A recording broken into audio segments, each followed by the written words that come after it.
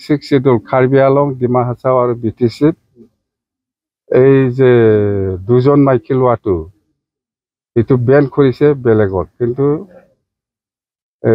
BTC Ben কৰা নাই। কেবিনেটে ডিচিশ্যন লৈছে এইটো। BTC কাৰ্বি আলং আৰু ডিমা হাছাও তাৰমানে বড়ো হওক, কোনোবা মুছলিম হওক, ৰাজবংশী হওক বা যিকোনো মানুহে দুজন ল'ব পাৰে বুলি কৈ আছে। এইটো 6 শিডিউলটো এক্সামটেড। আজিৰ পৰা এছেম্বলি হৈছে 4 দিনীয়া হ'ব। 25, 26, 27, 28, 29 লিখে এছেম্বলি হ'ব নেকি 4 দিনীয়া। যেন হওক এই এছেম্বলিত ইণ্টাৰিম চৰকাৰ চলাবৰ কাৰণে এই এপ্ৰিল লিখে যাতে চৰকাৰ চলোৱাৰ ক্ষেত্ৰত একো অসুবিধা নাপায়, ইয়াৰ কাৰণে কিছু বাজেট কৰিব, ইণ্টাৰিম বাজেট। সেইটোৱে আৰু মেজৰ ডিচিশ্যনটো মই ক'লো না, এইটো আমাৰ কাৰণে ভাল কম না বেয়া কম, মুঠতে গভৰ্ণমেণ্টে ডিচিশ্যন লৈছে, আমি ৱেলকাম কৰিব লাগিব। কথা সেইটোৱে। নমিনেট মেম্বাৰ কেইটা সেইকেইদিনতে হ'ব আৰু EM 2জন দিব আৰু স্পিকাৰে 1জন দিব। 3-4 দিন ভিতৰতে নমিনেটেড MCLA হৈ যাব, 6জন যিটো নমিনেটেড মেম্বাৰ। কথা সেইটোৱে। স্যাৰ 26ৰ যিটো নিৰ্বাচনত BTC যিকেইখন আসন আছে সেইখিনি বিজেপিৰ লগত ভাগ বতৰা হ'ব স্যাৰ। আপোনালোকে জানে এলায়েন্স মানে AGP হওক, BJP হওক বা BPF হওক বা যিকোনো যিমান দল আছে, এলায়েন্স হিচাপে চিটটো শ্বেয়াৰিং হয়। চিটটো শ্বেয়াৰিং হ'বই, সেইটোতো নিয়ম। কথা সেইটো মাজত যিটো চৰকাৰ গঠন কৰিব একেলগে খেলি পেলাই, এইকেইটা আৰু কংগ্ৰেছত কি হ'ব এই ক্ষেত্ৰত? নাই, আপোনালোকে জানে ৰাজনীতিৰ কথাটো সঁচাকৈ আমি BTC নিৰ্বাচনত আমি BPF অকলে নিৰ্বাচন খেলিছিল, হয় চৰকাৰো গঠন কৰিছে। এতিয়া চৰকাৰ গঠন কৰা সময়ত আমি BJPক একেলগে লৈছোঁ। BJP আৰু আমাৰ BPF দল একেলগে চৰকাৰ চলাই আছোঁ। এতিয়া এই 3-4 দিনৰ ভিতৰতে BJPৰ পৰা যিটো 2জন EM সেইটো দিয়া হ'ব আৰু BJPৰ পৰা 1জন ডেপুটি স্পীকাৰ সেইটো দিয়া হ'ব। মুঠতে আমি আগন্তুক যিটো 2026 যিটো MLA ইলেকশ্যন হ'ব, ইয়াত অকল BPF BJP নহয়, AGPও আছে আৰু সৰু সৰু দল বহুত আছে।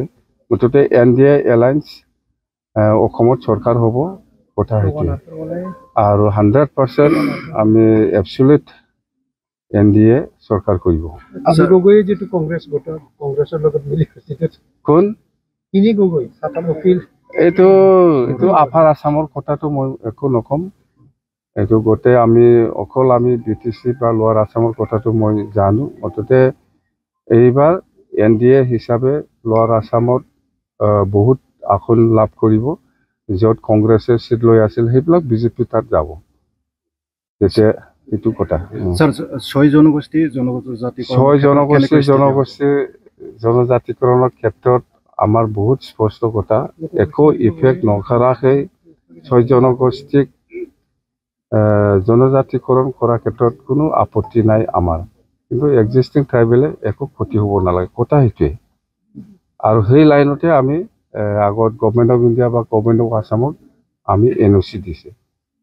বাছ কাইলৈ যেহেতু কেবিনেট বৈঠকত ডিচিশ্যন ল'ব, এই ক্ষেত্ৰত আপোনালোকৰ মই একটা কথা জনাই দিম, কেবিনেট ডিচিশ্যন বহুত কেবিনেট মিটিং হ'ব, বহুত বেলেগ বেলেগ এজেণ্ডাত ডিচিশ্যন আহিব, ভাল ভাল, কিন্তু চবতকৈ ভাল একটা খবৰ আমাৰ কাৰণে ভাল, চবৰ কাৰণে ভাল, অকল আমাৰ নহয় চবৰ কাৰণে ভাল। সেইটো হ'ল 6 শিডিউল কাৰ্বি আলং ডিমা হাছাও আৰু BTC এই যে 2জন মাইকী লোৱাটো এইটো বেন কৰিছে বেলেগত, কিন্তু BTC বেন কৰা নাই। কেবিনেটে ডিচিশ্যন লৈছে এইটো। BTC কাৰ্বি আলং আৰু ডিমা হাছাও তাৰমানে বড়ো হওক, কোনোবা মুছলিম হওক, ৰাজবংশী হওক বা যিকোনো মানুহে 2জন ল'ব পাৰে বুলি কৈ আছে। এইটো 6 শিডিউলটো এক্সামটেড।